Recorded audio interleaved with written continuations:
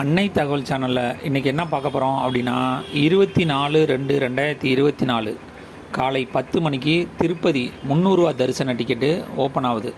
இது எந்த மாதத்துக்கு ஓப்பன் ஆகுது அப்படின்னா 1/5/2024 முதல் 31/5/2024 வரை புக் செய்யலாம் அப்படின்னு சொல்லியிருக்காங்க.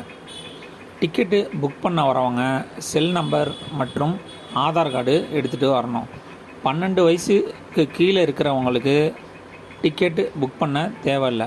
ஆனால் தரிசனத்துக்கு போகிறப்ப அவங்களுடைய ஆதார் கார்டு ஒரிஜினல் எடுத்துகிட்டு போனால் தான் தரிசனத்துக்கு உள்ளே அலோவ் பண்ணுவாங்க.